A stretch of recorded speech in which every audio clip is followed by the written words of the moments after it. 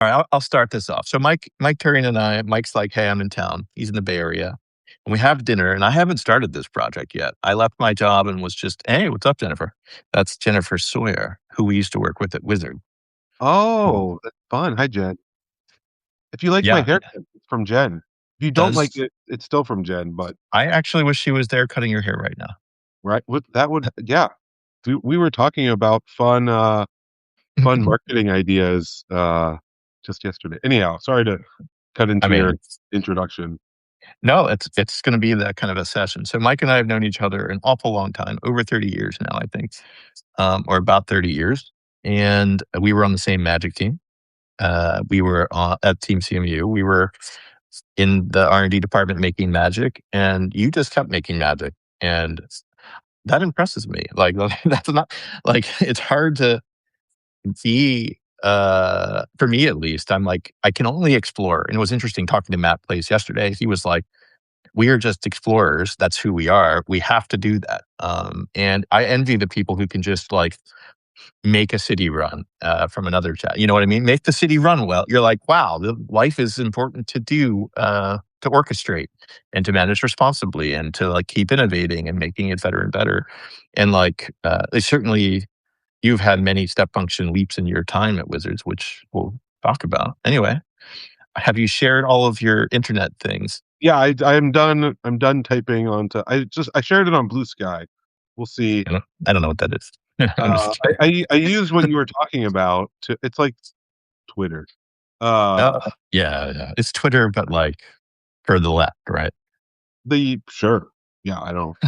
I want to like Blue Sky more than I do. Like the fact that I'll say they engineer the site to be more enjoyable. Sorry, Yeah. Twitter spends a lot of time engineering the site to be engaging and enjoyable. And I'm like, don't don't manipulate me. And Blue Sky is like, okay, here's some content. I'm like, kind of bored with you. Yeah. This is like you can't have it both ways, I suppose. Yeah. It's been interesting for me. So you and I go to dinner, and I don't know what I'm going to do next. We get a lot of steps in, so I'm proud of us. And I haven't started writing any of this stuff, I don't think. And it's pretty, or maybe I was just starting, but like the project kind of started with that dinner. And I was like, hey, I'll just start writing all this stuff, and just pressing buttons. So Mike's just been like, hey, pressing buttons is pretty fun. It is Um, pretty fun. we're still just pressing buttons. We have Yeah. been programmed. Well, I mean, I you think know, that's one thing for me about design and game design is like is a lot of that button pushing of, hey, here's this giant ecosystem that you understand your slice of, and to your point before, oh, you have a perspective on, right?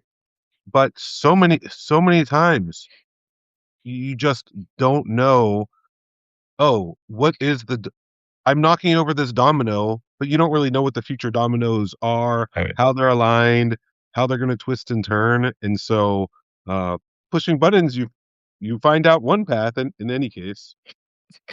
yeah, you want the button to feel like it might be fun if you press it. Right. And You should be optimistic when you press the button. Don't just, don't press yeah, bad buttons. if you're not optimistic, you shouldn't press the button. There's a salon I saw today near my house, and it's called the Salvia Salon. Salvia, as far as I remember, is this drug that makes you as depressed as possible for 60 seconds. And so, like, maybe I don't know if it's true, but I vaguely think it's true because, like, anyway, I'll talk to Paul Sotosanti about this later. But, um, like, why would you name like I want to go to the salon to have the worst 60 seconds of my life? To Anyway, Well, to me, that press happy reminds. buttons. I've tried some of the like the jelly beans where it's like this flavor is lime, this one is grass, and the flavors get a lot worse than grass. Like Yeah, so, boogies oh, and yeah. it's throw up and like why did I do that to myself? Like what was the this was a terrible life choice of like yeah, I don't like tasting bad things. I don't know what's the I'm sure some people enjoy it and maybe at a party or something, but You I just I swore described I the swore half I of swore that off. I swore it off. half of the world like cringed at like I'll say cilantro, and when you said vomit, like half the world tastes like something delicious, and the other half tastes vomit, and it's not really fair. Yeah, I like cilantro, so I ended up in I do the too. fortunate Yeah, app of like, I'm not afraid of what is that green garnish about? It's like it could be cilantro. Run. yeah. We'll never understand those humans, but they're there, and they seem to be plentiful. Well, I want to tell you something. I want to tell you what you're up against. So initially, like Nate Heiss comes on, we're like, what do these buttons do? We're play on Substack. He's like, what is Substack? Why are you're the only person who ever mentions this thing? Stop mentioning things. And so I start inviting on more people, and it's just consistently really fun. And yesterday I shared my first reel on Instagram that has gone like really bonkers. And I'm going to tell you what it is. And I'm going to tell you what your target is, like as of now.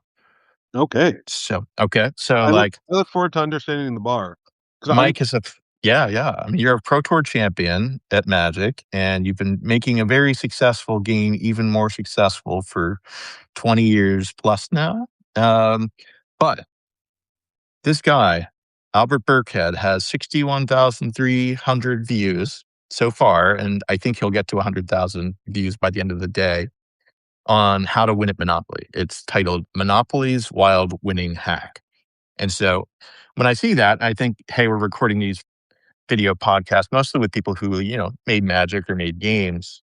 Maybe we were making the wrong game. uh What do you think about that? maybe we're making no, I definitely I mean I enjoy Monopoly. I love playing it with my kids. Yeah, Uh for me Magic was, just so meaningful uh in my own journey that yeah. I'm pretty confident I'm at least for me I'm making the right game. Although I will say I really now want to know what is the hack. Like I kind of I kind of want to do a reaction video to watching the Monopoly hack so that it's like, right, you can Yeah. have like Pro Tour champion learns how to win at Monopoly. I, I think it might be trade with your kids because they they are don't not know so better. savvy in the real estate ways that however old they are when we were playing Monopoly. Is that how you got all those trophies? You were playing for them with your kids. I don't know if you'll be able to see it like on mobile. Like there's Well, like a bunch of cool stuff behind Mike. yeah, for sure, right? Mhm. Yeah, this reminds me of uh, my daughter who's now 14. I remember us playing Candyland together, and it's one of my like earliest gaming with kid memories, right? Because Lucy's I my like oldest. this. Yeah. Yeah, yeah. And so, of course, Candyland, game designers will be like, is that even a game?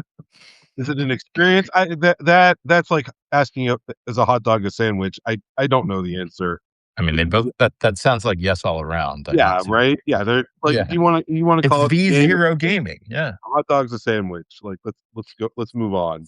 Um, we could and flip a coin, so and that's a game. Yeah, right, because right. I mean, like mechanic wise, Candyland, you just draw the next card and follow the instructions.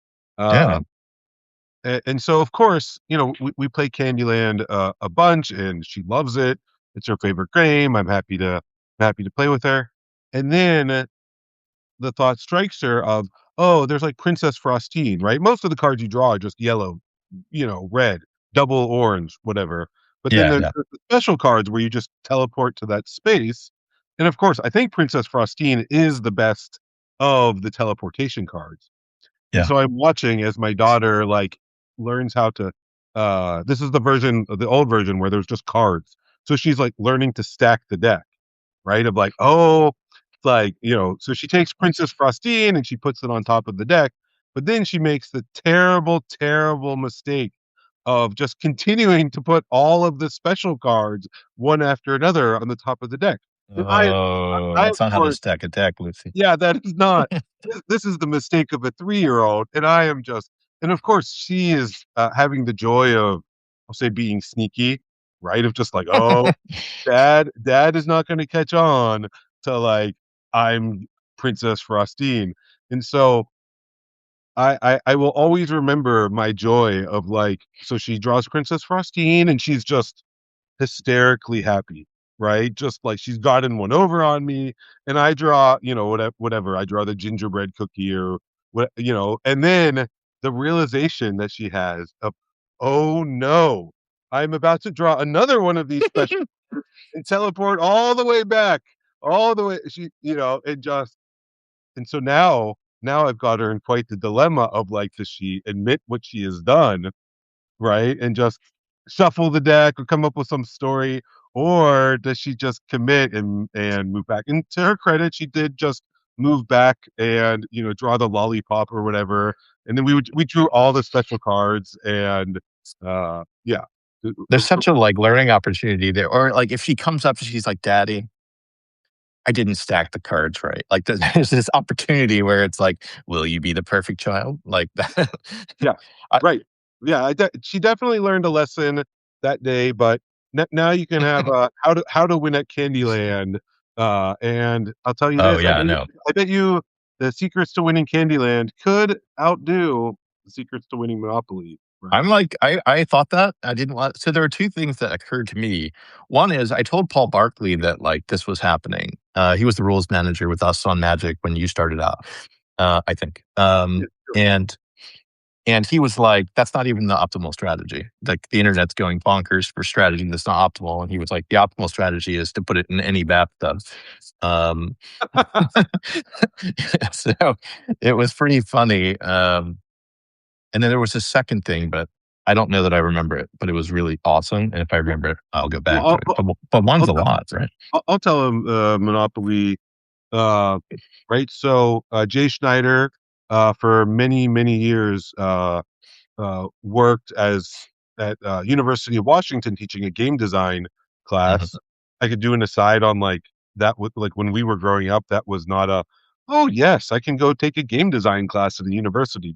But it's super cool that that's now a thing, and there's you know professional training if you want to get into making games. Oh, Uh, yeah. but anyhow, so during his, I would get to on occasion come in and volunteer because his class project every year, like the big project, is they would take Monopoly as a base and then go and redesign it, right? And redesign it as part That's of the, awesome. yeah, it's a super cool project, right? Because of course, you know, it's something that everybody can relate to, and it is clearly a great game. Just if you look in terms of like, I'll say cultural impact, right? Monopoly is phenomenal, Mhm. right? And so it's like, okay, so there's kind of a little bit of, I'll say, hubris in the exercise, but also, to Paul's point, it's like there's certainly the game design industry has learned a lot in the 100 uh plus years that Monopoly has been out. Yeah. And so anyhow, it was just fascinating to see, and to me, of course, because I work for Wizards and we're uh, owned by Hasbro. Like, one of the things that was super cool is they professionally do release new Monopoly of, oh, I mean, I know I love playing Monopoly Builder with my kids, which is, in some ways, a modern take on Monopoly. Um, so there you go. There's some Monopoly lure. Yeah. Oh, I know what the other thing is. So my brother, Jeremy Schneider, at Origins in like 1996, he won the world championship of Monopoly at Origins one year. They arbitrarily seemed to have some sort of Monopoly tournament. I don't know how it ever finished. But Jeremy Schneider, who was 14 at the time, he won. And so Congratulations. that is the weirdest accolade in that's my brother. Yeah. Was there a prize? The story might be the prize. I don't I'll have to ask him. I'm trying to get him on here. If you could talk to him, he's not responding to me right now. I Okay, well, I'm gonna feel like you're gonna have a better chance Maybe, of yeah. talking. Uh, yeah, yeah, and I Yeah, see. I asked him today. I asked him today.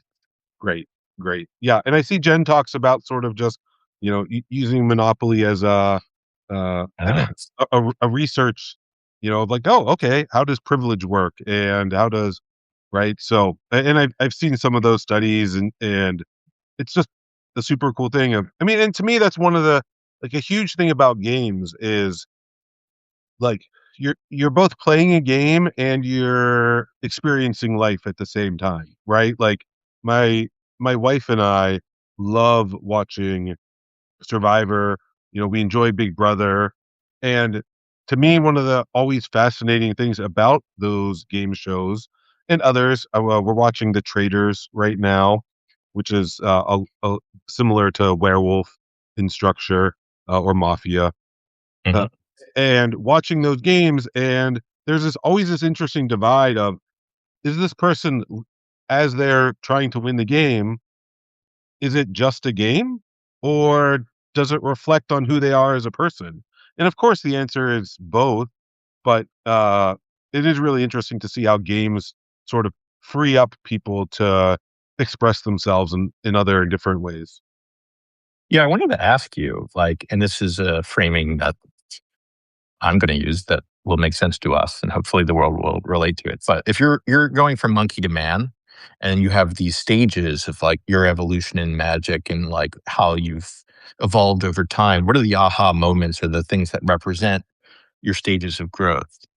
What do you Yeah, well, think? what, yeah, one of the things that I've always loved about magic is how it grows with you. Hmm. One of the things that's just it's so fascinating to me of as you're on your magic journey, you kind of plateau for a bit and then you have another discovery moment, right? And, Hmm. and I think your question really is hitting on, hey, what are those discovery moments? I remember uh, very early on, very, very early on, just my mind being blown about magic. Like to me, it's a slightly different analogy, but it was for me personally like the big bang of Yeah, gaming. but what were you like before you found magic? That's the thing. You know what I mean? Like, what is the monkey version of Mike Turian? I don't know, Yeah, right? I only know Magic Mike Turian, which is a great nickname for you. I But on second did. thought, Magic Mike maybe Yeah, used. it's a different connotation for sure. So uh, it's true. I mean, you knew me very early on. You met me very early on. I You think, were a baby. yeah, uh, I want to say it was just very early on in my college career. So I was probably 17 or 18, give or take when we met. That's like I played in my first pro tour when I was, yes, I think I just turned 18 when I played in my first pro tour. Right. But before Magic, you know, I was into board games. I was into gaming in general, video games, of course, collecting baseball cards. I'm still a big baseball and football fan. So, and then the other, like I would play more sports. I mean, just being a teenager, it's like, oh, I was did a weekly bowling league and would play street hockey and whatnot. Because whatever, as a 13, 14-year-old, I was just a typical kid, Yeah, right? pretty similar. Yeah, I mean, very similar. I also was a baseball guy and collected cards and all that stuff. Yeah. Yeah, well, and so it's Video interesting. games. Right. Yeah, and I enjoyed fantasy, but more of my identity was around once again gaming and sports for sure. And one of the things about games at that time, and of course you can go back and play retro games and feel this, right? They were very on rails, right? It's like, oh, you're playing Mario. It's a side scroller. Yeah. You're playing um pinball. There's just like a very, it's like, okay, here's the ball. It shoots. It stays on the course, right? You don't know where the ball will go, right? But it's always the same rhythm. Uh, and that was true for board games too. I mean, we're talking about Monopoly. Every game Mhm. of Monopoly is different, but the board doesn't change, right? Yeah. At no point does Boardwalk, move over or gain some superpower. The best it powers up is as you collect the set, but that once again, it's the same. It's the same every game. And to me, that was part of the draw of Magic was in the mind blowing in that big bang moment of I can do whatever I want. I can put these cards in my deck, and now, oh, and these cards are a combination. And of course, then you realize, like just at the time the internet was so new, like Mhm. cards would just essentially come out of the ether, and once again, like oh, I can't believe this combo, or how do I stop them? Let me go find a card that will be good against being stasis locked or whatever whatever you were trying to fend off. So that to me was just so, when you're talking about those origin moments, that was a huge thing. And oh, go ahead, please. Yeah. No, no, it's okay. I will only interject. I actually wanted to ask about, like, how your parents influenced you. I'll tell you a couple stories. So my dad, he played chess beforehand, but when we got into Magic and he, like, learned it was, like, a game with these nuances, he, like, poured gasoline on the fire. He's like, "Let's go." And he, like, invested in the hobby. He bought an alpha set and a beta set from, War Games West, and he was, like, abnormally all in. I was kind of curious about, like, what supports you had to get into the game, right? Before it's kind of a natural, like, how much did your parents matter and influence, and support your path? My parents had two very different takes on Yeah, yeah, that sounds Magic. right. Yeah. Uh, so my dad, when he was growing up, he played Dungeons and Dragons, and as I mentioned, like, part of the reason that's been great to work at Wizards is I got to work on like Axis and Allies, which we would set up in the basement, right, and play, Axis and Allies, right? Just formative memories of like a lot of the board gaming that I've done is, oh, my dad was like, here's the game Acquire. Let's play Yeah, Acquire. And I'm like, this game's it's a good fantastic. game. Oh, yeah, Yeah. totally love it. Um, so as you can imagine, he, much like your dad, very supportive. After I learned Magic, I came home and I tried to teach my entire family, my mom, my dad, and my sister. And my mom did not. It bounced off of her, we'll say. Yeah. Uh, Mhm. my my sister played for a short while. Bought some cards, and I think when I learned, I was either 13 or 14, so she was like 10 or 11. So she dabbled with it. She had cards for a bit. Never. I don't know if she ever played in any events, even like the local store. Mhm. Uh, and then my dad would, he got into it and he would play in events, and he and I would actually run events at the local JCC or the local Y, where I didn't know that. and That's nice, super cool. yeah, super cool, right? Nice size events. He still laments that we had gotten I think, an unlimited Black Lotus, and we used that as one of the prizes for the Oh, event, which was, at the time, a nice prize. But he definitely was like, if we just hadn't run that event. So that that is what it is. I think that gives a pretty good framework of my dad's yeah, yeah. attitude. And then for my mom, she really became into Magic and supportive of Magic fully.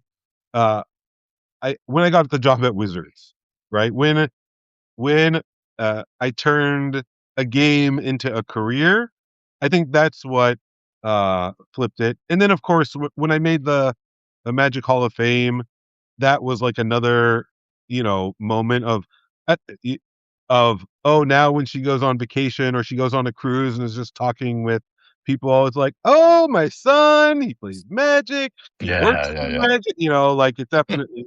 And that's not. She was never.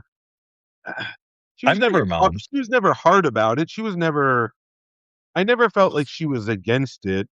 Uh, She tolerated me being in your house, right? Like, I, like, yeah, came over to visit and play and practice, and she was, like, supportive in that way for sure. yeah, totally. I mean, I would frame it more early on as her being agnostic, and any grief or hard time that would be had was more between her and my dad, of like, hey, I want you to be, doing chores, or you got to pick up the kids, and oh, you're at the game store playing with Mike, like, come on, got to do life together. I think that my dad felt that more acutely than me, and and responsibility wise, that makes a lot of sense. gonna make my wife listen to this one. Anyway, continue. Let's go. Like, so you find magic. It has a lot of depth to it and like possibility.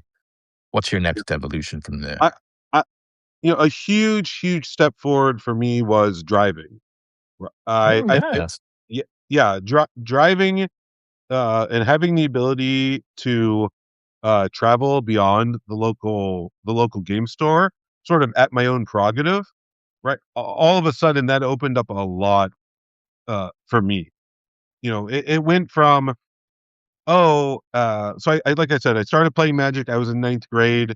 Uh, Me and my buddies would go to Legends Sports Cards and play. And just a huge moment for me in my life was when Legends would run like a monthly event and it had 80 people.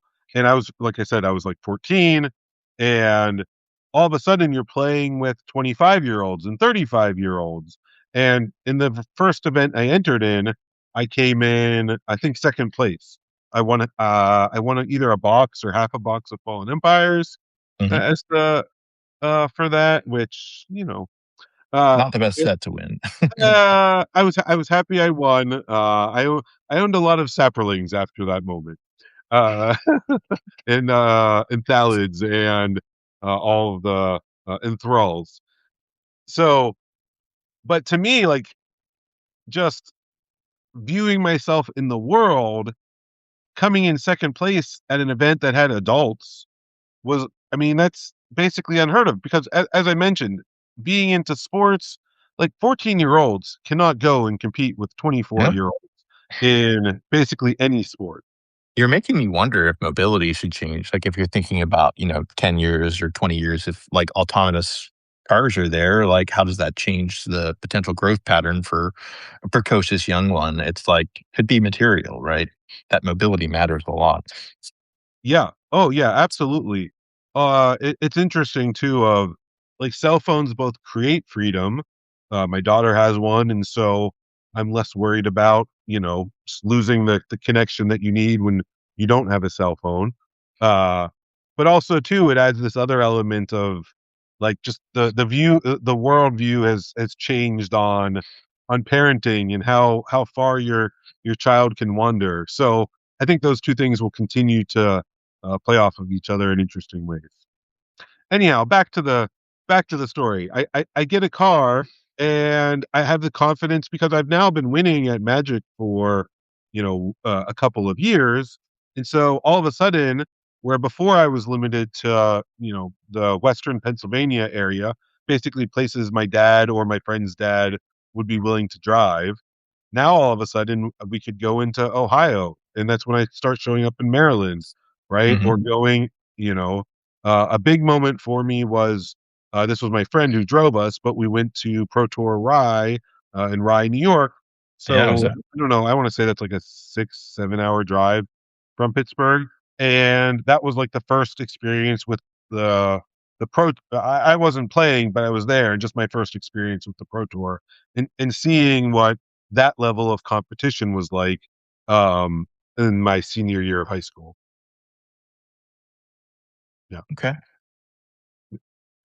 From you know from there, I was so engaged and involved with Magic. I think to me, a lot of my milestones were like they were no longer about getting better at Magic itself, but just like getting better at being a teammate, Yeah. right? Like these, like, I'll say more life skill level up moments of like, oh, okay, yeah, I'm an excellent Magic player.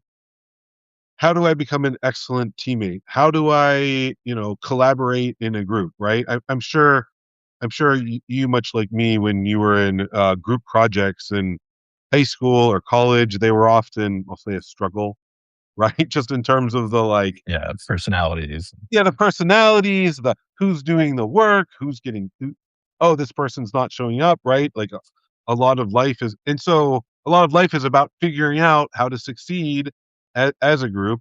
And Magic really just helped me in so many ways, socially, to understand what it is to be a teammate.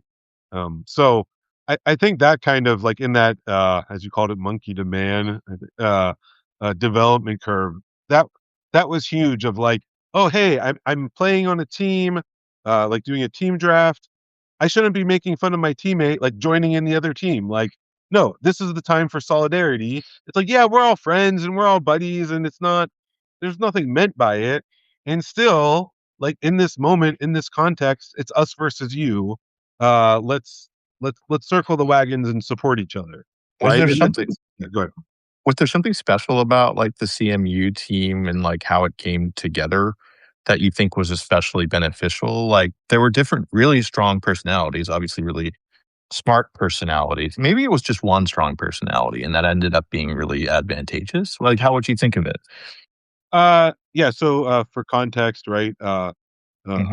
I went to Carnegie Mellon. Uh, after a couple of years of playing too much Magic and StarCraft, Yeah. they asked me I've to been there. I've take been a there. I break. dropped out of Lehigh and then I came back and graduated. You're like, magic is a one brain thing. Like you can only focus on it, right? Continue. Right. Yeah. Totally. The it catches up to you when you're flying to Germany instead of taking a final exam. That gets so it in any case, and then I did go back and graduate from University of Pittsburgh. Yeah. But while I was at Carnegie Mellon, we started Team CMU, which was myself, Nate Heiss, who you mentioned you interviewed, so and he's my cousin, so I'll list him first. Uh, Randy Bueller, Eric Lauer, Aaron Forsyth, Eugene Harvey would join on, Dan Silberman, Andrew Johnson, uh, Mhm. and more. Oh, and shout out Yeah. to Elliot Fung while I'm listing off Yeah. names. Cuneo, right? Yeah, oh yeah, Andrew Cuneo, great, yeah, great. Yeah, like And so many people. yeah, Yeah. so many people, and uh, so the way that we started was a connection between myself and Dan, Eric, and Randy. Mhm. I had met Randy at a local event in which we split in the finals, and the prize was once again a Black Lotus. And so we wanted to sell the Black Lotus, and so because of that, we had each other's contact information, right? And with that, then it was like, oh, are you going to Grand Prix Toronto, which was upcoming? And we got together and we were practicing for some Pro Tour qualifiers, and practicing for the Grand Prix. And so the four of us that I mentioned, Eric, Randy, Dan, and myself, went up to Grand Prix Toronto, and three of the four of us made the top eight, being Eric, Dan, and myself. And that was sort of the found that was when CMU sort of came together as a group of like, hey, we had a good time on the road trip, except for the fact that Eric and I are, I'll say, very weak with directions. Randy was driving. We were in Canada.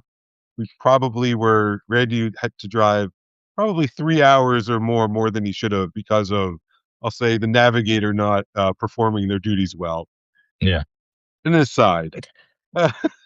uh, but yeah, I mean, there were such, so then over time, of course, I mean, all of the people that I named, right? You came in and sort of we had like a partnership, Team CMU, Yeah. going And on. Chapin is basically on it too, Yeah, right? Carry away. they've been, yeah. Later on, that would be the New Jersey, like the Target team. Yeah. So we the dead guys, right? We would definitely team up with uh for various events. Anyhow, back to the question of I think we succeeded for a few reasons. One, we played an awful lot of Magic. You Mhm. know, we would get together every day, either at Randy's house or on the Carnegie Mellon campus, uh, play for hours and hours, both practicing and playing, right? There's always that interesting line of, I mean, we're mainly just enjoying ourselves. And as a college age person, you have a lot of time on your hands. Yeah. In retrospect, it turns out. And then we would go like out to eat and talk Magic and then do it again the next day. So just, I mean, for one, putting in that time and energy, and of course, these are all people who are, university students, smart and talented. That is a powerful combination of being, having time, intelligence, people with a like-minded enjoyment of what you're doing. I think that fueled a lot. And then I do think that it wasn't just the, you mentioned strong personalities. It wasn't just that of like, hey, Randy is an excellent leader, right? He He's is a good somebody leader, who's yeah. an excellent leader and somebody who would be an excellent organizer, right? And so uh Eric was somebody who was just inspirational, right? I mean, Yeah, people have often, talked about his just deck his gifts with building a deck, right? And it's so true. And I think one thing that they often not discount or miss in that, but perhaps don't acknowledge as much as that inspiration then ends up playing off of all of these other factors in really powerful ways, right? You get inspired, you build a new deck, you're playing a lot, you just all of a sudden naturally through that figure out, I'll say the math of magic of, hey, here's the deck that seems like it's really rising to the top. Um, and then, I'll talk well about myself for a second because nobody can stop me. Well, I guess you can stop me, but nobody I else in the world. could. Then, Yeah, no one else has the power to stop you. Yeah, well, I can stop you. I'll intervene. I'll intervene. So dude, it's fun to have all these live people here. It's an interesting thing. The Substack app where like I've been recording a lot of these sessions and sharing them out, but it's always fun to have like people here. So yeah. thank you for being here. And now, Mike, Now, now after I get to get things done after that myself.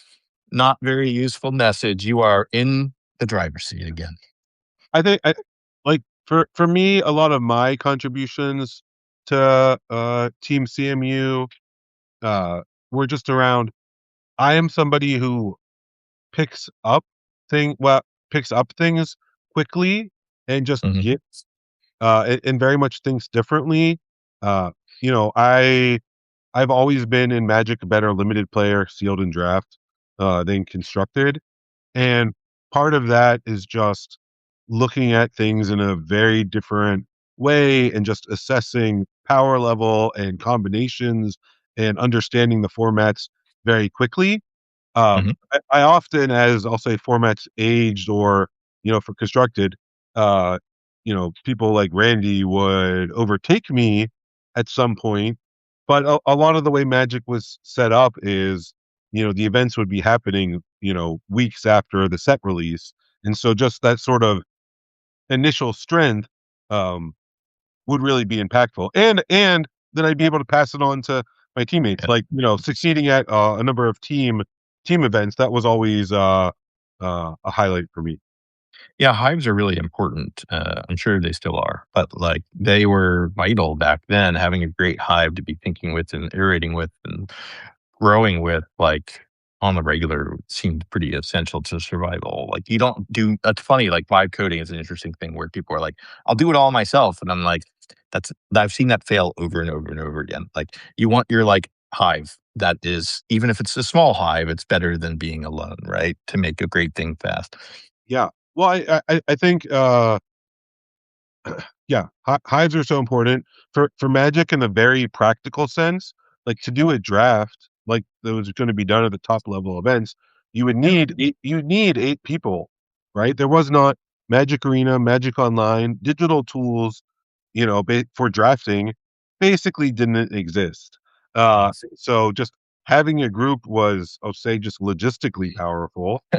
And then, to your point, sort of more for the modern era and more applicable, you know, uh, having people that you can bounce ideas off of, and having people that I'll say provide a mirror for you of like, hey, here's a reflection of what I'm seeing and what I'm feeling and when you talk about this idea, here's the core. Here's what I see as the core, or here's what's exciting me about that idea. I think Mhm. when you work in isolation, you can never look in a mirror and see yourself, right? And so, um, and you need to acknowledge that as a person. And those hives really talk Oh, about, oh, yeah. yeah, and really build on that, on those strengths. Hey, you want people to tell you, like, their honest take and for you to take it. It's, Yeah, like, extremely beneficial, and it's funny, like, I consider it a design culture, and I consider Wizards a design culture, at least based on when I was there, and, like, I want a lot of the world to work that way. And like you learn fast when you leave Wizards. Like not everyone is going to want or have that level of security or comfort to be able to have conversations that candidly and understand that if you say a hard thing, it's to their benefit. And it's interesting because you want the culture to like support that. And if you've hired someone who doesn't fit that culture, it's a real issue and ends up being cancerous. So it's like you really need to be careful when building your teams to have people who love catching a wrench. Is how Yeah, I think of it. totally true. Well said. And building off of that, like, you know, uh one thing I've heard and I really believe is, hey, and research, this is built on research, so that's where I heard it from. Was just, hey, taking a look at high performing teams, the foundation, the biggest and first building block on that hierarchy of needs is trust, right? Yep. Is, hey, we've a strong foundation we can share with each other, and when we're doing that, the context is we all want to get better. We all want to succeed, and not so many of the other contexts of, oh, you brought that up because you're trying to undermine me, or I'm not willing to share with the group my opinion because I'm going to be reprimanded. So many examples of that. And of course, talking to the magic design culture, uh, like, I think at the time it was the Tuesday magic meeting, right? We would Mhm. all come together as the magic team. Uh, and we could all fit in one room, which is no 20 longer would people. now would be a much bigger room. I'll say that, right? Sure. But in that conversation, like, there was a lot of sharing and there was a lot of opinions and arguing and feedback that was not always delivered in the um, most Healthiest way. constructive of ways, Yeah. right? Uh, it, but always, I think that the team knew it was coming from a good place and with a good intent, for the most part, and then that really lends to all of that that culture and that design um, feel that, as you mentioned, not every place has. Yeah. I think it's funny when you're interviewing, you want to be able to probe for that. And you have not interviewed in a long time, but let's continue to your evolution. Well, right, Yeah. right. For me, I'm more conducting interviews, or uh, Yeah. the interviews I'm doing are more like this one of more chats. Uh, yeah. So, okay. So where? Let's see. I got to teamwork. Um, yeah. I think the last. I'll say the last. I don't know. That's. So I think final. I think the final key moment to really uh talk about is, switching from being a Magic player to working on Magic. Yeah. As you hit on earlier in the conversation, I joined Wizards in 2004 as a game designer. I did that for, I want to say, about 7 years. Right, Hmm. a couple. What year did you leave Wizards? Was it 2006. 06? Yeah, 2000. So yeah, so we overlapped for about 2 years. Um, but just, you know, it's really given me a lot of perspective of how meaningful magic is to people in so many different ways. As I talk about things, I very much am going through the perspective of, hey, I'm a teenager. I discover this game. It gives me confidence. It helps me find my people. It starts off on that journey and then through the event lens of succeeding at events. That's my story. So many people are like, they come in from, I'll say, more of the, I love fantasy. This game has amazing, tremendous artwork.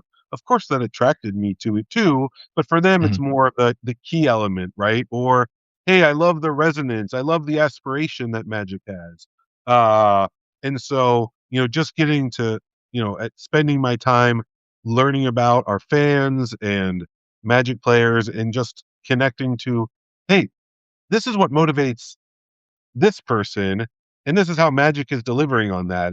Whether that's the creative aspects, the competitive aspects, the, I just like to get together on Friday night with my friends, and I'm gonna play my elf deck, and that's what we do, and we have a great time. Right, to the to people who are just, here's the shoebox of Magic cards I own. This is this is great. Sometimes I can play this game and it's amazing. And so, it's been really um, eye opening again, and just being able to, I'll say, walk a mile in someone else's shoes as they sort of talk about their journey with Magic. And it's special and it's awesome. And it's unique from mine. So just getting that perspective has been, I think, that sort of final transformation there. Yeah, I found that, like, once I was in the design group at Wizards, like, I was no longer the same kind of person, like, the things that I valued and cared about, like, I could never go back and, like, be who I was before playing the game, but, like, there was just a different level of awareness and appreciation of, like, how things operate. There's something you said in there that I thought I really like. So when I was at Wizards, and I did not like this because I'm not competitive by nature, but we had more of a tournament emphasis, and I like how, like, the game has evolved to be, and I think the internet has helped make this more possible, but, uh, there's more opportunity for people to, like, express themselves and have fun in different ways, and it's not all about, spike. I think that's a really big deal. Like, I wonder a little bit about how you think that story happened, right? Like, when I'm there, I know we're talking about it. I know we're talking about M10 and resetting Magic so that it's not the most complicated set ever made. You're welcome. Which, but, yeah, no, I'm like, that transition interests me a lot because I was very for it. I couldn't relate to the tournament people anymore, so I really like that Magic forged a path that was more creative forward and, like, casual forward. Like, how did it happen? Oh wow. I know, I didn't expect to ask that. Is that alright to ask? Yeah, yeah. I can. Uh, I'm happy to speak to I'm it. just curious, like, I Yeah. don't know. You're fulfilling my empty, right? Right. Because yeah, I mean, you're right that this journey really happened after you left Wizards, Yep, right? yep, You know, a lot of uh the time that we overlapped, right, in the early 2000s, the late 90s a bit, was Magic as a, I'll say, two-player game, right? yeah, yeah, And and Magic's an amazing two-player game. Uh It's interesting because in sort of the origin of Magic, it had a lot more multiplayer groups, right? Playing free for all, or playing, just other variants of multiplayer, right? I think in alternate worlds you talk about, was it what was the not chaos Magic? What was Oh, the Grand big, Melee? yeah, I Grand love those. Melee? Yeah, I you love talk those about. tournaments, yeah. Right, yeah, but I mean, that just shows, like, hey, in the early days of Magic, like, here it is. It's this big event, and of course, somebody's going to win the event. But when you entered the event, it wasn't about winning. It was a lot It's for about, fun. it's for fun. It's about the experience, right? It's about staying up till midnight in this chaotic, novel event. Yep, Anyhow, Magic had really focused in on two-player Magic. And I think that uh, one thing about two-player Magic is one person wins, one person loses. And for me, of course, like, I was, uh, people at times would call me one of the best limited players in the world. yeah, So I really excelled in that system. It also is a system where, especially when you're talking about in an event, it's like, look, 400 people are going to come and play. There's one top prize. One person walks away, the winner. Everyone else less so. That is a very, I'll say, incentive wise, a very cutthroat system, right? yeah, for sure. Even when we talk about being teammates, and playing on Team CMU, there become times where it's like, oh, now all of a sudden I'm in conflict with my teammate because the structure just dictated that. Uh, and I will share a slight aside here about, I remember being at Wizards and joining, like, a judge dinner after conference, and just the attitude and the culture and the feel from the judges was so much. It was just night and day from like, hey, when I'm playing on the Pro Tour, if I'm winning, you're losing, right? Yeah. But for the judge community, it was, Camaraderie, right? yeah, much more kumbaya, much more. We're all going to succeed together. Oh, what's winning look like? What does success look like? Mentorship, right? I want to have more people who love this and can do this. And so, to me, Magic in some ways kind of transformed in that same way of, look, if if Magic is only solely about winning the game, there will at any given game you play, there will only be one winner, right? Hmm. Now, if it's about the aesthetic, or if it's about, I'll say, showing off your fun combo that never really works, but sometimes happens, and then it does, and it's not even that good. Like, you're just like, I did it. I did it. I've tried all this time. I've lost 9 games in a row, and in the 10th game, oh, I still lost, but I did it. Like, that is just, you can have infinite of that. Like, there's just infinite space for, oh, I built this deck after, my favorite character. Like, isn't it cool? I want to show it off. I want to, bling it out. Uh and so we really tapped into a lot of just more, I'll say, ways to win, and finding other things than just winning means winning the game. Yeah, it's funny. So, like Ted Knutson, at some point, who was the editor of Star City Games, and he was like, "Hey, man, can you write stories about the Pro Tour?" And I was like, I don't really remember those. The stories I really loved were about the exploration and the fun of like pre-Pro Tour, when like you're meeting all these weirdos doing all this weird stuff just to do it, right? And so for me, it's definitely heartwarming that the game has evolved to like embrace that instead of reject it, because um, I think that for me anyway, that's selfishly, it's what I liked about the game.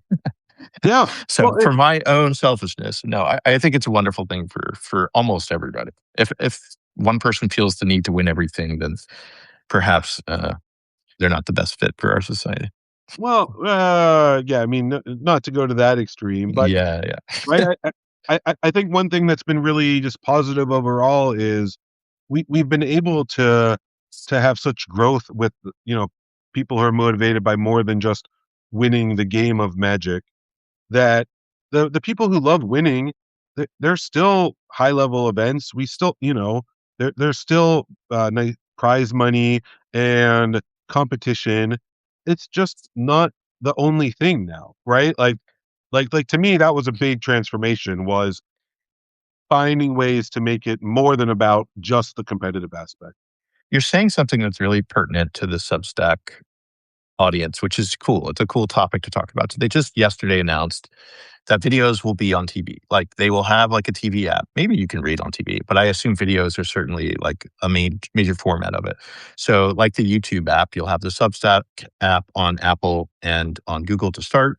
And creators can now additionally create video content that they can share with a broader audience and like potentially connect with their audience in deeper, newer ways. But the reaction so far has been a bit like the tournament players would have been 20 years ago. And so it's like, I imagine I know what your advice would be, but like now that there's this video functionality, you have this undercurrent of all the writers basically kind of like worrying that their medium will go away. But what Yeah. you've said is it won't go away. No, it won't go away. I think that, or it won't go away for a while, right? I mean, Yeah. at some point, it depends on how innovative this new method is, right? Yeah. Like, I mean, and you can see it on, I mean, just the evolution of YouTube itself. Oh, Mhm. YouTube, just, unlocking creators, being able to contribute. And then, like, oh, and instead of, well, your video needs to be at least 10 minutes. The YouTube algorithm, like, really rewards 10-minute videos, right? Like, that was the top. Now it's like, hey, can I do amazing content in a 30-second reel, in a 10 Yeah. second Yeah. reel? Like that, right? I'll say the more TikTok vibe, isn't it? Like that. I mean, yes, there were many factors that played into that. A lot of what's playing into that and continues to push it up is it's more appealing to the audience, right? It's more people are like, oh yeah, I'll watch that for 20 seconds. Uh, if you're Yes. watching our whole 2 hour interview right now, like you're in the minority, right? I love That's it. that's I right. love that you're digging in, right? But you're in the minority. Yeah, it's been funny watching, like, pressing buttons. Like, YouTube has been really interesting so far. Instagram's been really interesting so far. I think, one thing I've used Substack for, initially, I'm like, all right, I'm just going to check out Substack. And then soon you realize the point of Substack is to connect to every other platform and figure out like how to best use every other platform while using Substack, right? Yeah, And so it's been interesting. Like the long form stuff actually has it increasingly gets more and more watched over time as like sort of an awareness builds. Um, but anyway, we're making a movie right now. We're basically like going to spend an hour and a half, and we're making a movie of yeah. us chatting. It's crazy. It is cool. It's funny. The short videos are really cool too. Yeah. Well, I think a couple things. It's interesting to talk about the tail, right? And Mhm. just how you can go back. Like someone was sharing a podcast with me that they had recorded a couple of years ago.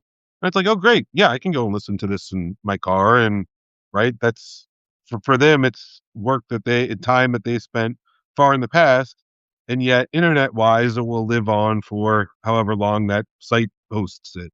Um, you know, I think a lot about when you're talking about this topic of innovation, the book The Innovator's Dilemma, uh, Mhm. right? And just reading that book and thinking about, just this idea of, hey, you would naturally expect uh, the company that developed I think it was 5 1/4 floppy would then go on and be the ones to dominate when the 3.5 disc came out. For anyone technical, I might be getting the words there wrong. It's been a long time. I just Uh, remember, yeah, 5 inch, 3.5, something like that. But yeah, yeah, I right, don't. right. You might. I think you're right, but Yeah, I just I it's a wouldn't bet on it. I wouldn't bet on it. I think anyhow, and it's like and so the book is about just like following this journey of taking a look at all of these different products. Of course, for me as in my role when I'm doing product design, it's something I think about a lot of. Oh, actually, the the the company that was doing the 5 1/4 floppy, like they would talk to their customers about what their customers wanted, and their Mhm. customers typically would want small improvements, right? But the company that was coming out with the 3.5 was just like they had nothing to lose. They didn't have a dominance in the marketplace, and so they were like, "What are the weaknesses of this? What are some things that? How do we think outside the box?" And they didn't have to deal, I'll say, as much with naysayers within their own group of no, no, no, we just want this to be 3% better again. That's solid. They were like, we need to find, instead, the innovators need to just find ways to push and fill needs that maybe the other company wasn't aware existed, or if they were aware, weren't able to activate on. Yeah, the need seems to be to create signal, right? It's something I thought about a lot with the book because like I after like 2.5 years working at a generative AI startup, I was like, I don't want to touch it for a while. Like I just want to create signal. I don't want any noise. I don't want it to have to like edit a whole bunch of crap. I just want to make something that I think is good and I understand and it's like I feel it into place, right? And I think that like when you think about whatever Substack's trying to produce, it wants to be signal, not noise, in that end result, right? Yeah, which is very challenging. It's very challenging to I mean, and of course, a book is kind of the classic, "Hey, here it Yeah. is. Here's what my offering is." I think to your point, with Substack, they both are trying to do that, but also recognize they need to evolve and especially when they're trying to plug into platforms. I have an idea for you. Y Yeah. No, no, no. I was gonna say, like, books not, like, nearly as profitable as a card pack. So I was like, "How about we just make the books collectible?" No, I'm just it's like, if I sell a book or Alex Schwartzman sells a book, we get, like, $1 each time, right? And then I donate it to someone else. But, how do you make this content collectible? You've triggered me. Anyway, let's take it offline. Yeah. It's, I look forward to seeing where this all goes. I'll say that. Ye I do not. The AI can do that one with the noise machine can do it without. Um, well, cool. Yeah. There are many places we could go next. Where do you wanna go next? I think when we were talking about, uh talking about getting together, right? It was like, oh, what does it mean to be gaming as a dad? Oh, So yeah. yeah, right. So Mhm. I mean, you and I both dads. Like, what has that journey been like for you?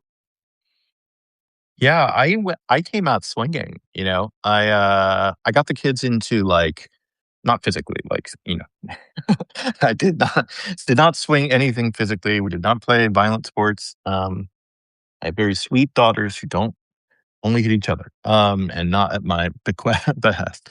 Um, no, we got into games really quickly. A lot of the game right stuff, when, my kids were, like, 6 or 7, I showed them Magic. I think gaming's a pretty regular thing here where I mean, we started watching Survivor together early just so that they understood, like, social theory and, like, how games work on a human level.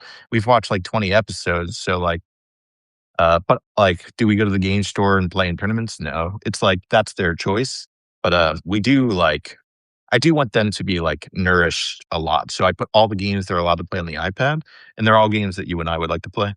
They're not allowed to play games that you and I wouldn't like. Okay, all right. How about you? You, it's really for me fascinating because there's the part of me which really wants my kids to like love what I do. Mhm. Uh, right? Like, oh, I love playing Magic. I love playing these video games and board games. You know, I want I want that in ways, and so um, and then there's also the I want them to have their own journey. Yeah, Right? it's a different It's really time.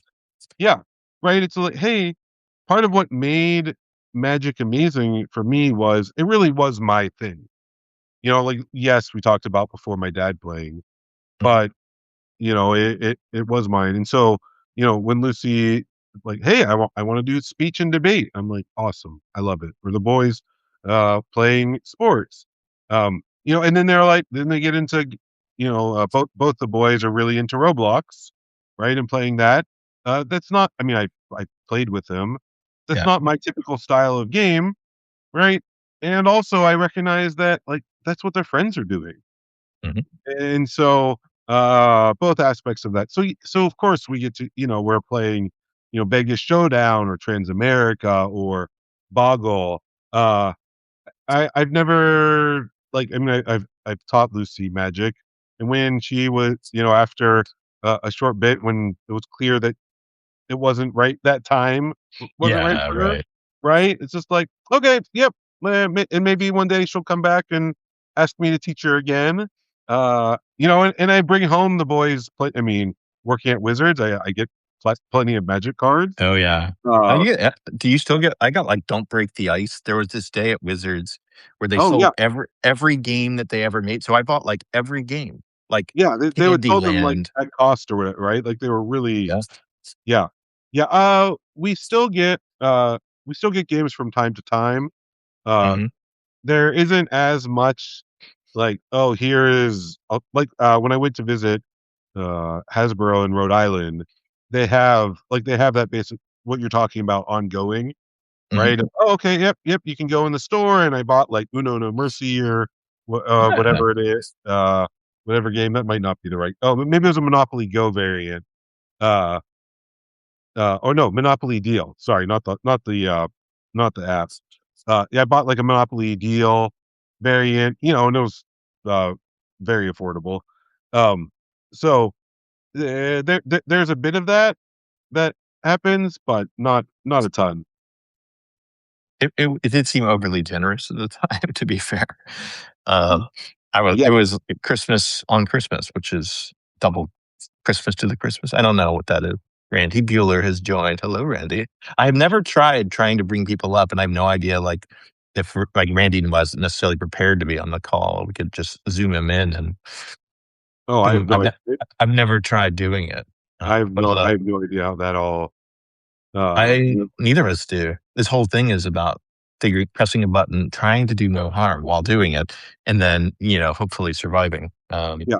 Well, here I'll tell a fun dad story related to games. So, uh, Lucy is 14 now, and Randy, myself, Ken Troop and Athena Froelich get together on Tuesdays, and we play Gloomhaven Mhm. on the Steam app. Right, a lot of fun. We're like, I don't know, very far into it. We've played for That's a tough game.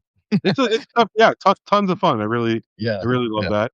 Uh, and so, but anyhow, so the other day, Lucy, she comes down and she says to me, she's like, "Oh, only last year did I realize you were a nerd." And I'm like, only last year? Like, God, what is going on, Lucy? Like, have you been paying no attention? Like, do you not see? I mean, you can see. I don't know where my there. Do you not see all of these board games just stacked up? And of course, the white cabinet behind me, more board games, Magic cards. I got Magic cards there. Just uh, I have a the story. bug closet full of Magic cards. What is going on? I have a story for you. So at my school, this guy, Dave Shapiro, he's like come to our school. And so that's where our kids go to school now. And I was like, this is where like kids can be nerds and it's cool. And he's like, no, kids can be smart and it's cool. And so like that's the counter, right? You're like, oh, it's cool to be smart and to be curious and to be growing all the time. So like you're just the coolest dad by extension. That's where I was going.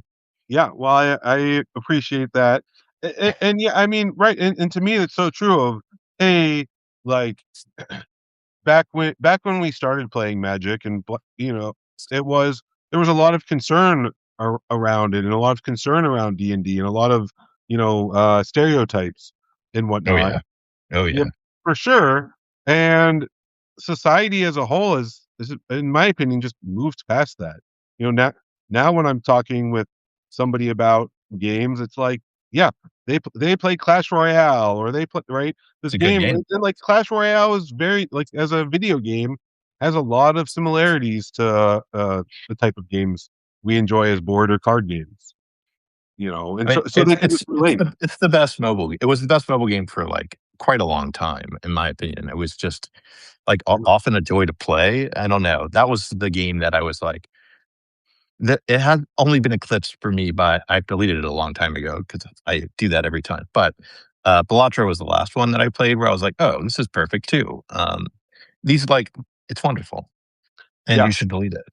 Yeah, if I do end up downloading Clash Royale, it's over the Christmas break where I'm like, "Oh, Exactly.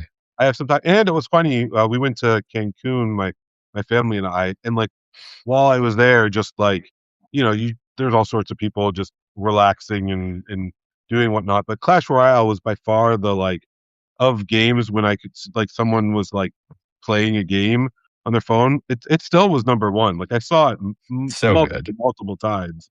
It's I pretty popular. On on our last trip, I finally got the kids to play Scrabble, so we all sat down. I brought a Scrabble set physical. My wife was like, "You are a terrible packer if you're bringing an entire giant box to Florida or whatnot." I brought it, and we used it, and we started playing on the phone, and that's kind of a wonderful thing when, like, you finally plant the seed you want. It's like you have acupuncture needles or whatnot, and you're like, "Come on, just stay in there once," and, like, Scrabble's stuck, so I'm like, "Yes." Yeah, And so I had a slightly different experience. I mean, that I totally agree with all that. My so of course, playing Boggle, right? I love Bug. Yeah, Boggle's a great game. It's tons of fun. And also there's the, I'll say, made up word part of Boggle, of like, in Boggle, as you're playing, there's no punishment for writing down a word that's not a word, right? Like in Scrabble, people can challenge you, you lose your turn, right? Or you get away with one and get some extra points, whatever. But in Boggle, you can just nonsense words are basically rewarded. I mean, of course, writing down real words is better, so that's the cost you're paying. Uh, but so when I would play, Take like, your shots, yeah. I would just always, and uh, you just take your shots, and then you end up, of course, inevitably arguing about and having to look up, is that a word? Is that no? It's not a word, or what counts as a word. Anyhow, now as a dad, like, unfortunately, Lucy has adopted this strategy, and so, like, Oh, our no. our Boggle games are just like us. We use like a Scrabble lookup app, right? And she's like, "That's a word. That's a word." And then, and scoring takes, I think, 5 times as long as the actual couple minutes you get for the Boggle playing of the game. Do you remember, so this is something that happened in R&D, like, in, like, 2005 probably, where I would sit at the desk and we would all play a game called Tangleword, which was online Boggle, but, like, we would have, like, 10 people from R&D calling out the words at the time. We won every time, pretty much, and it was this really weird thing that we did for, like, a month. Uh, That I don't remember. I know after you left, was it Pokemon Go, right? oh, cool. Yeah, that became not necessarily for R&D, but for just like wizards. And it was the most in. So of course there's like the raid events or whatever they were called, where like, oh, you all had to go together and join up at like the meetup spots. So there was a meetup spot like in the Wizards courtyard, right? But of course, it's Wizards is in Seattle. It's basically always rainy here, except for a couple Mhm. of nice months in the summer.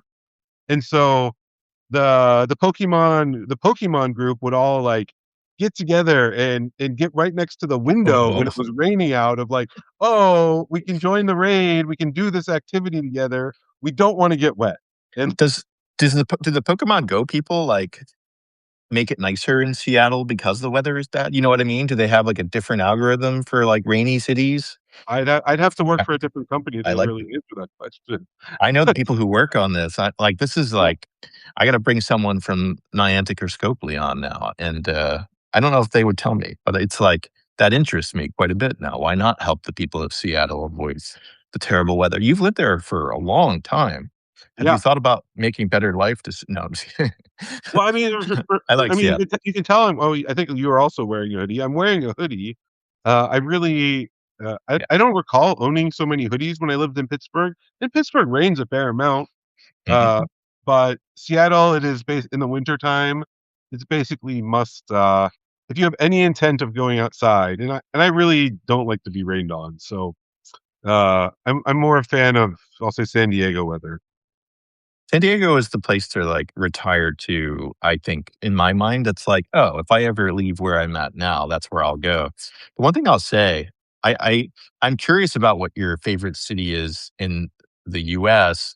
I put, like, I have a weird way of grading this. So 50 percentile is, like, average. I put Seattle, when I lived there, at, like, 80 percentile, like, 80 percentile. I was like, "This is just a wonderful city to live in," before the traffic and Amazon took over, but it's still probably wonderful, right? And I Yeah, put San Francisco, and I don't want to get punched in the face by all the San Francisco. I put it like 60.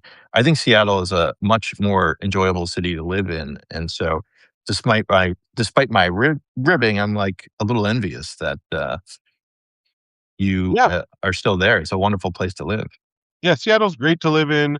Hmm. But I think the only real I mean, I hit on the big negative from my perspective of Oh yeah. if the gray and rain gets to you, like it's gonna be, because here's the thing, like one day in April, May, it becomes beautiful. Hmm. It's like pleasant and 70, it's 75, just no real clouds in the sky. And it's probably more like May that happens than April. April's actually fairly cloudy and rainy. But then, and it stays like that all through, basically through late September into early October.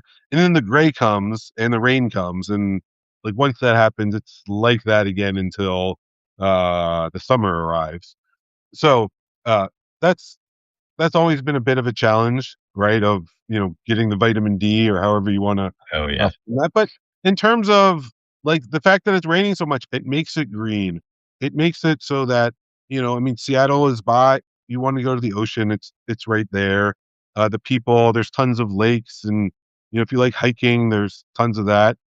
I mean, just professionally, tons of gaming companies, and part of that's the culture that exists too. Um, and having hosting like Amazon and Nintendo, Boeing, it's a very successful city. So just overall, there's lots of arts and entertainment and everything that goes with, um, you know, uh, commercial wealth or whatever you want to say it. So I have a weird one. So you and I were in a mall 30 years ago. I think Randy was probably there too, and Eric. In a mall? Yeah, we were in a mall in Pittsburgh, and you guys were playing in a tournament or something, and I went to a bookstore, and I found this book, that was, like, the most influential 100 people of all time. Do you remember this book? I, No. I, I can't. So far, not so far. So Eric and I, like, we're debating, like, is this list correct? I think Randy's in there too. And so it's interesting, like 30 years later, it's like, I think it was like Jesus number one or Aristotle or something. It's like, has that changed at all? Like, but it might be a topic for Randy if he remembers. I don't know. It's Uh, an interesting one. Like, has influence changed since that time? yeah, I think. Yeah. I, yeah, I mean, influence certainly has changed. I mean, I'd have to expect the list has changed.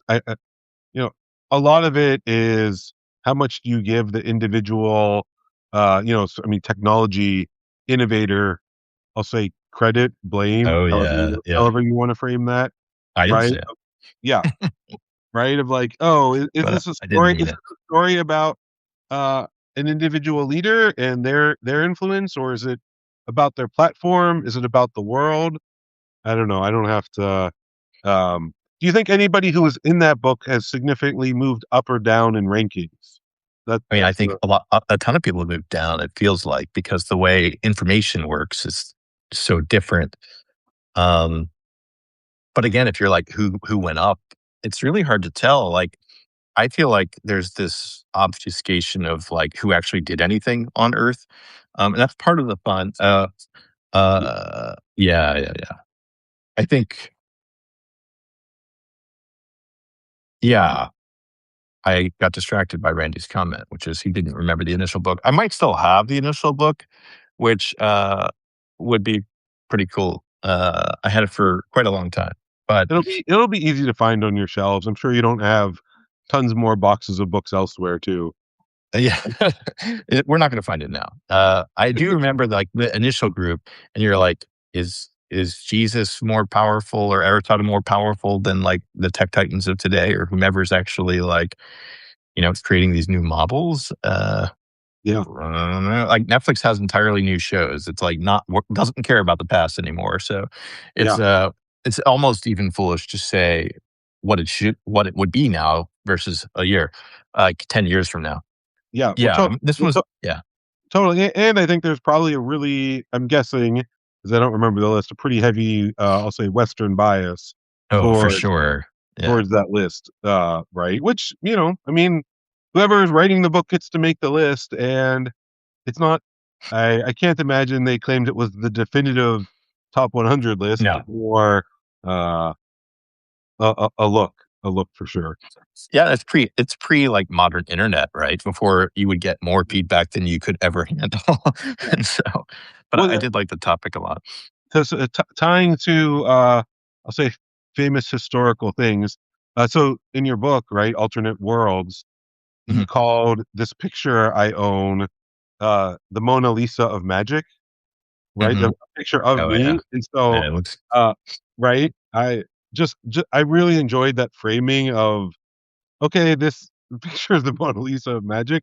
I don't know, the connection to history, there and something famous just really, I found really enjoyable.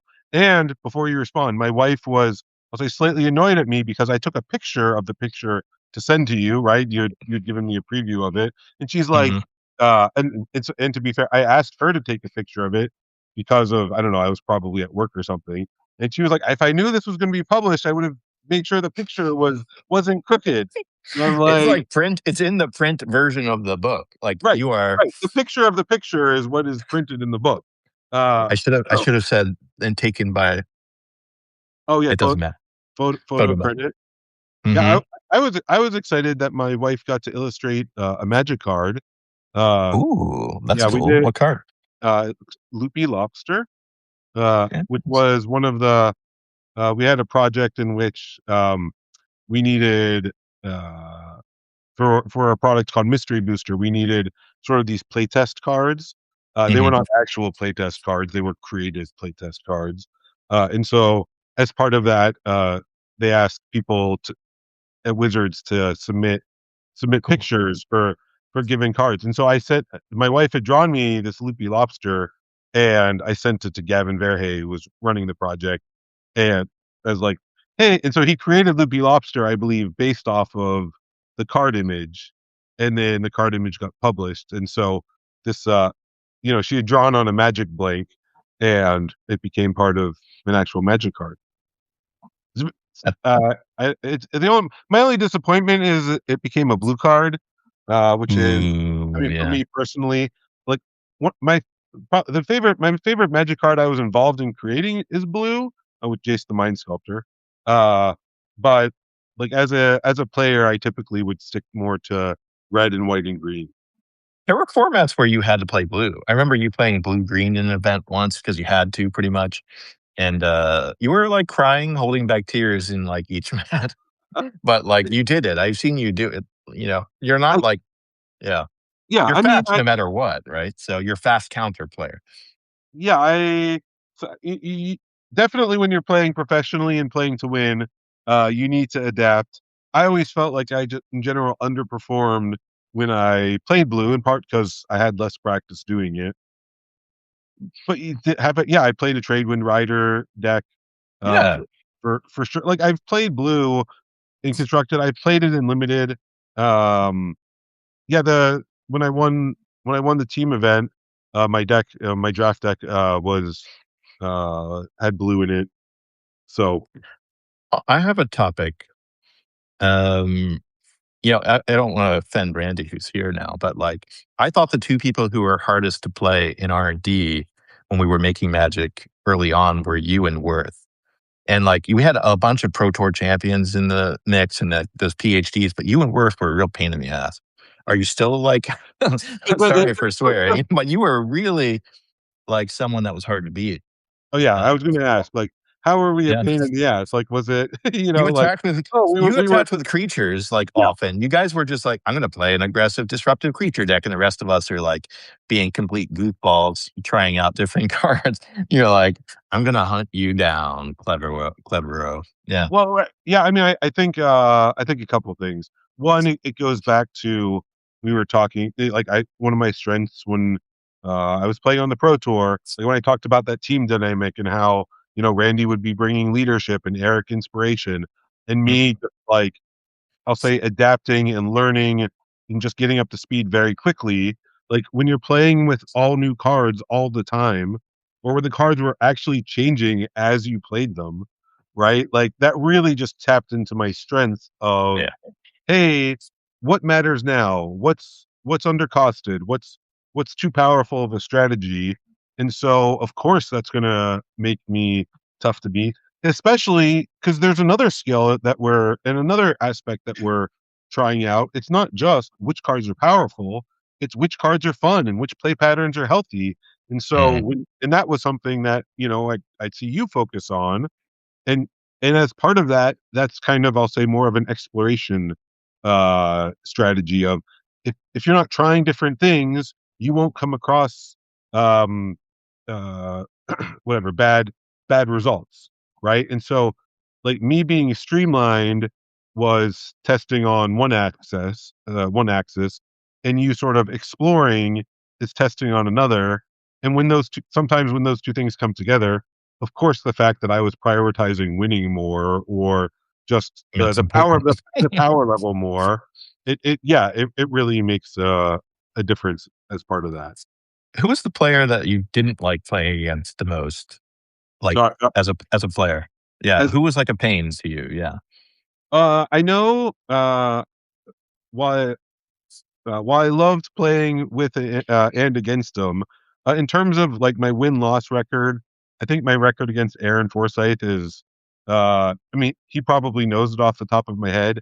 I just know that it's below 500 from my standpoint.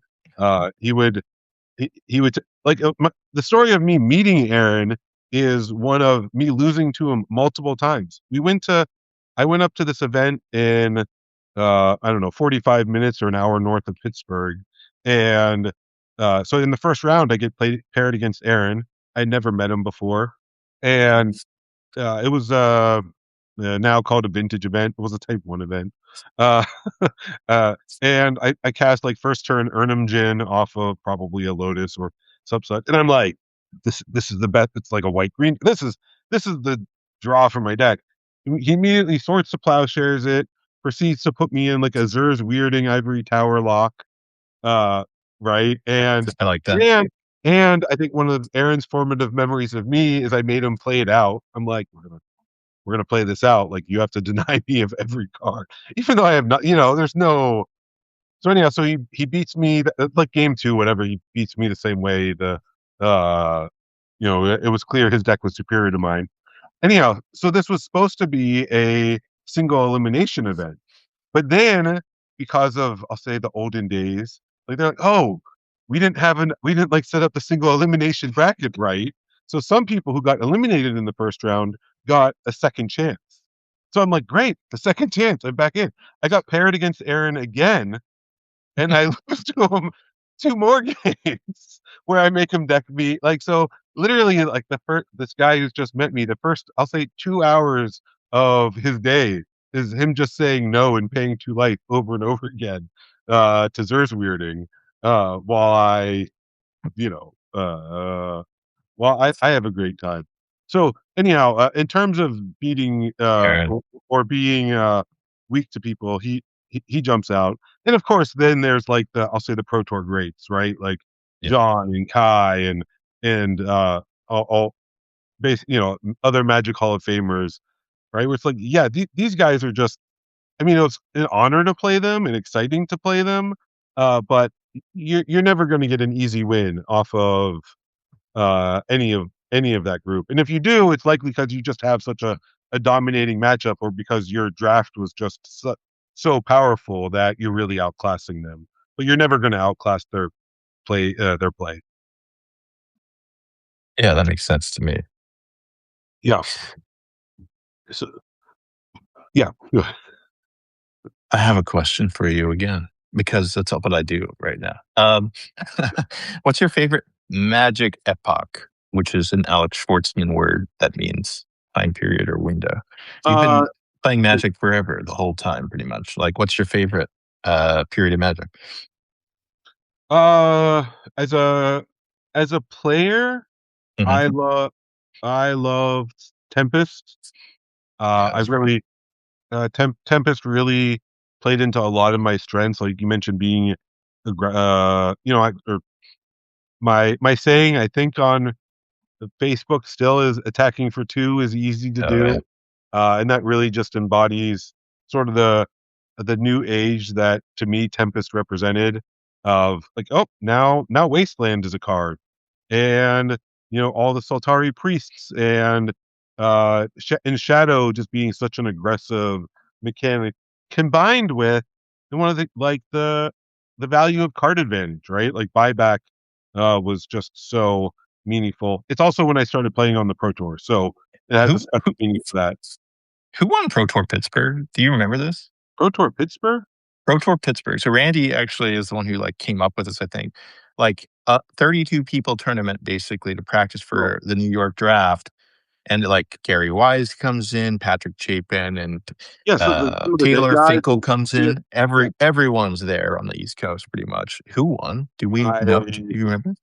It was I, like mostly CMU in the final eight. that I can believe. We definitely had home field advantage. Yeah, We the knew, fries were so delicious. We could yeah, we knew tolerate them. we knew which fries to order at the O. Uh, Yeah. Our tolerance was very high. I couldn't. I'm guessing it wasn't me because I don't remember the It answer. wasn't me. Yeah. So, well, in I'll tie this to one thing that me talk about Epic, and so I'll talk about like to me, one of the best things about being in the Hall of Fame for Magic and just, coming to Magic and working on it was it really let me switch from like I am somebody who personally I really enjoy status, right? I enjoy, I mean, we talk about competition, but a lot of that is you walk in and at the end of the day you're like, well, it's clear I was the best. I won the event. Whoever won Pro Tour Pittsburgh, they would be of the 32 of us the most likely person to remember. Right? They I might doubt it. not. Yeah, They yeah, it might depends on not. who it But was, right? right, Yeah. right. But in some ways, like to me, that really connects to this idea of like transforming from somebody who I'll say, I mean, both as a teenager and a young adult, you're just like I'm looking for my place in the world and I'm looking to prove that I belong. And like, to me, getting into the Hall of Fame and getting, you know, uh, all the recognition and that really let me transform to, okay, like winning is part of the journey and focus, and it's an important part, but really just getting to spend more time on the journey and the experience and the people, where some of that early on was more means to an end, right? But than it otherwise, in retrospect, I don't regret that, and I really enjoy my new attitude and perspective more than Yeah, uh, what's you know. victory for you today? Like that's where the question kind of begets, right? You had a different mindset then. Like, what's victory for Mike Turian at this point? It's not Yeah, well, winning a pro tour. Yeah. yeah, I mean, over last for one, of course, family, right? I mean, I've mentioned I Yeah. have 3 kids, and so just watching them, and helping them grow up and succeed and become their own person, become functioning adults who are, self independent, self-reliant, like that's, and then of course, to that end, becoming a grandparent, right? Like I think the success in No many ways pressure. is No great. pressure. Yeah, not in a right, not in a but, like, that's something that, like, "Oh, I put in a lot of time and energy, making this all happen." Like, "Okay, good. Now you go put in the time and energy, and, I'll get to, uh, be a fun grandparent." Um, so that's what it is, family-wise, and of course, being a successful, spouse and partner, and, ties into that too. Professionally for me, a lot of it is about, having Magic succeed and having Magic Yeah. grow. Mhm. It's my actual, like, job, is tied to that. But then, for me, as like, we talked early on about my journey of, hey, I got into my friend Ari got me into Magic, and how, I called it the Big Bang of Magic, for, of my, like, of awareness, like, wow, this game is fantastic and it's phenomenal, and it offers me mastery and discovery and friendship, and so I want people to be having that journey for themselves, and so growing Magic just taps right into that, in terms of professionally. And then as a Makes fa sense. wait, one more. And then as a Yeah, yeah. fan, I want my sports teams to win. Like, it's just like, Those I are really enjoy going to games and rooting for games, rooting against your Baltimore Ravens. That's part of my I think up here somewhere you can see some Steelers swag, and so yeah. yeah, days when your sports team wins the championship are, like, extremely memorable days. Like, kids being born, yeah, Yeah. those are high up there. The wife, the right wife, I'm sorry, is like, um, yeah, and then I think there's, the Ravens beating the 49ers. That's like, Yeah. yeah, it's pretty Yeah. high up Ter there. yeah, terrible day, I agree. The But I, yeah, I mean I mean, we mentioned talking about introducing our kids to, to games. It's like, I talked about, hey, not wanting to put my foot on the scale too much. It's like, Theo has, I think, more Steelers gear than Seahawks, and even though the Seahawks are, in the championship, it's not like, because of technology, right? It's a lot of in a lot of ways he doesn't realize that the Pittsburgh Steelers are 3,000 miles away, because, oh, it's Sunday. This, of course, the Steelers are on, right? Like, there's no does he world in think which. does he think they're from Seattle? Like, have you not told him? No, I'm just kidding. No, right. I mean, there is some of that, of like, oh, Mhm. he had until this summer he had never been to Pittsburgh, right? And yet, Wow. yeah, yeah, because a lot of it was the pandemic, right? Just like the pandemic hit, it's like, oh, he was too young to travel, and then we were going to go back to Deep Creek, Maryland, and meet up with people and go to Pittsburgh, and then the pandemic happened, and we basically didn't go anywhere for whatever 3 years. So it wasn't until we drove cross country this year that he got to actually be in Pittsburgh. Um, so That's yeah, a that super cool trip. That's yeah, a cool trip. yeah, yeah, driving it. Yeah, we drove 7,300 miles. Uh, yeah, it was pretty. It was pretty epic. We went ocean to ocean. I made sure Wow. for resonance, like, oh, we started by going west to Ocean Shores, Washington. We stayed there for a few days, and then we drove all the way and went to Ocean City, Maryland. So that way we could say we went ocean to ocean. And of course we went in both oceans as well. So Hmm, yeah, a lot of driving, a lot of fun. interesting. No, that's great. That sounds like a really great trip. Also, I wouldn't do it yet. Yeah. There's like an age minimum for that one. That, but a couple Yeah, of how years. old how old are your kids? They're 7 and 10. I think they could do it. One thing that I'm saddened by is that for a long time I could get the kids to listen to books and podcasts, and then I tried to let them listen to The Hobbit like 3 years ago, and Yeah. like never once since. They would never.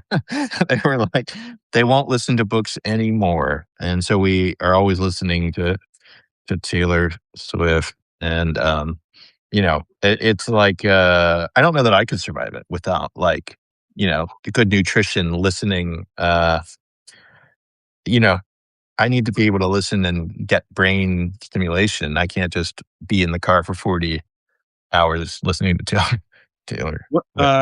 It's funny. It's funny you bring that up. Of course, my daughter also a big Taylor Swift fan. Mhm. And so one of the things that I said we would do on the trip, and I really wanted to do, was listen to every Taylor Swift song in order, right? Of like starting with Wow. I think the Tim McGraw album or that song, and going through to what, and there was some like definition, right? It wasn't like, oh, you have to listen to the live version that she did and the recorded version, right? It was, hey, you basically go through her albums and listen to it. But like we didn't between the lack of internet connectivity and in places and the streaming services working with like the car Bluetooth, and like it just we listened to a lot of Taylor Swift, but I'm really disappointed that we did not go through the entire Taylor Swift journey. Although, There's still time, and like the level of well, no, commitment. I wanted to do it uh, on the trip. Like I just thought it was like, because like you, I mean, I'm far more You're likely to, setting the bar high, man. You're like, for anyone who's listening to this who's a dad, like yeah. the bar is like try to listen to all of your kids' favorite music, even if it's the most music that's ever been made in a lifetime. You're setting the bar high for every other dad, including myself. And I just want you to know that before you Well, continue on. it's not like we succeeded. So there you go. You can. Yeah. Yeah. I will, not to set the bar, I suppose. Now what I've agreed to do with Lucy is we ordered a cookbook off of Amazon, and like a sweet treats and whatnot cookbook, right? A Hmm. dessert. And I agreed to her that we would make every recipe in the cookbook. Like we're just going to go through it and make every recipe once. So I think that'll be a fun activity. We'll see how many years that entails, but uh, hopefully more. Hopefully they're delicious. The only tough thing will be to me of like, oh, if we go through like 5 or 10 recipes and none of them are good, and then it's just like, really, like we're gonna like. I don't like quitting, and I don't like not following through on my commitments, and also if it's not good outcomes, like, are we doing it just to say we did it? Like, what's the point of that? Yeah. It's like having a lot of Guinness World Records, right? Right. Right. Right. Which Yeah, that's fun. Something to I could do. see you doing now based on the last 2 minutes of discussion. I'm like, all right, all of a sudden the Turian family is just going off and mastering whatever they can to get in, Yeah. uh, When which I is went, cool.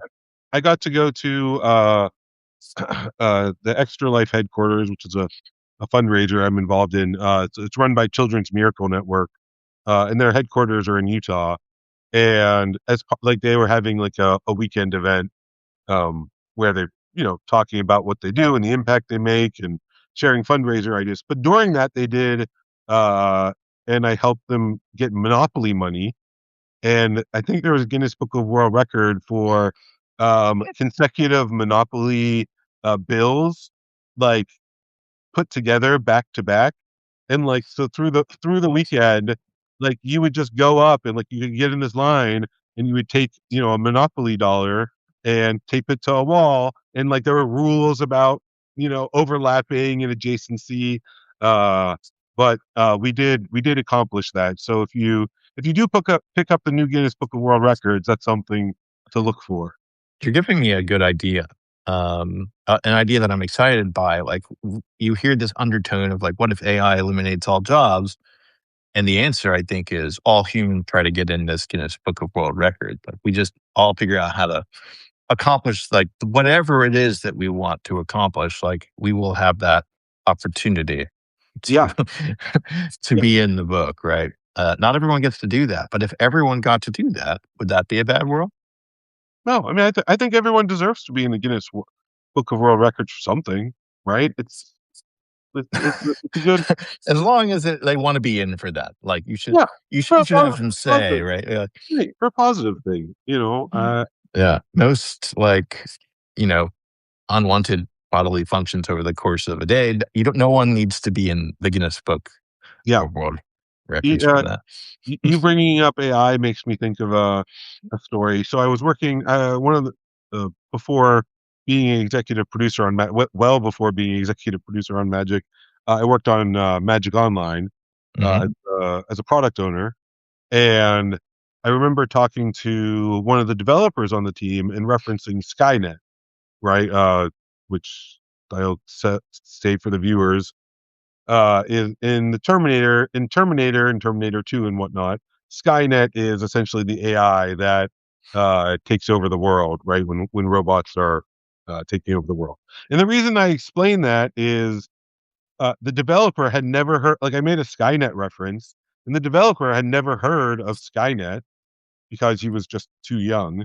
And I'm like, this is how it happens. Like, it's like people with computer science knowledge and degrees don't read the history books, or in this case, watch media. And Skynet wins because it gets awoken. So but at least we'll be in the Guinness Book of World Records for when that happens. And it's how come education is so important. I'll say that. Yeah.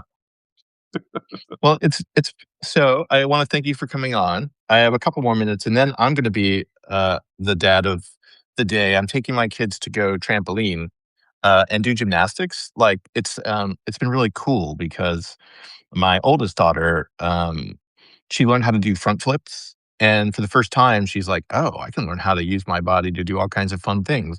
And she's like, I want more of that. And so that was like a really cool thing to sort of see and also like encourage. And that is my next life. Talking to my Turian, watching children jump on trampolines. That's A, right. then B. Yeah. It's good. Well, I mean, we've done many front flips in our conversation too. And That is true.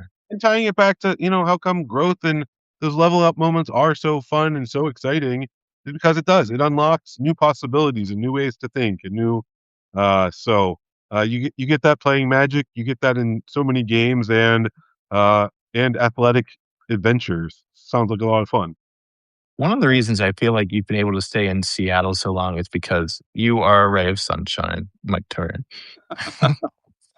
Thank you. Yeah.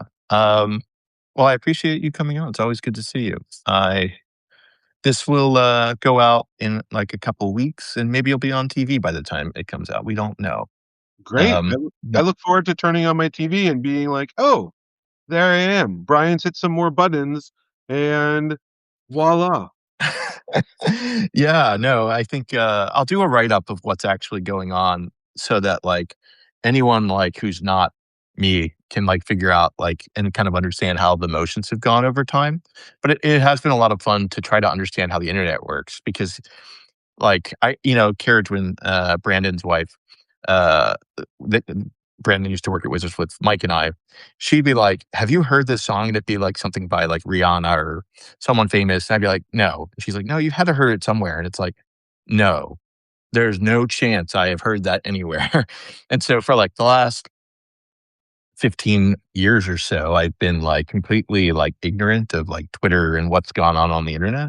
So for me, it's like it's it feels a little bit like I'm the Rumpelstiltskin. Even the fact that we're having these conversations about magic, it's like I didn't talk for like 20 years, and then one day I wake up and I'm like, oh, what? When did this internet get here? Yeah. You've probably been on it the whole time, haven't you? Right? So true. And also I'm enjoying how passionately you're like you've gone from 0 to 100, right? How many interviews have you conducted in the past I week mean, or two? I mean, like cuz you mentioned Nate, right? I think Nate was your first interview, and yeah, I feel like you're at a dozen plus now in just a couple weeks time. yeah. I mean, I think I'll probably end up doing like 50. And the way I work, it's similar with the book. Like I spent 6 weeks and I wrote the book, and then I was like, oh, I can just publish it, and I figured out how to do that. And so in this case, like I want to come up with like a good season that feels like a good representation of the cohort of people who grow up playing Magic and how that's impacted like our lives. But I like to batch everything at once, focus, knock it out, and then move on to the next thing or whatnot. Yeah. So I think there's like 35 scheduled right now, and they'll roll out weekly. And I think I hope it's a really nice time capsule for everyone because we won't remember this Yeah. forever.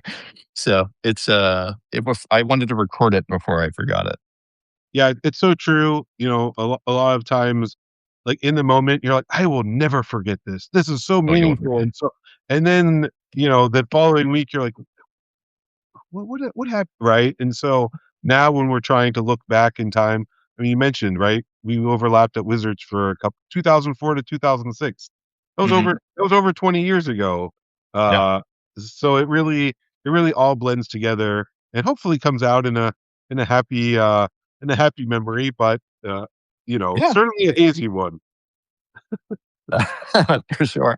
The haziness is what makes it happy. No, I'm just kidding. Yeah.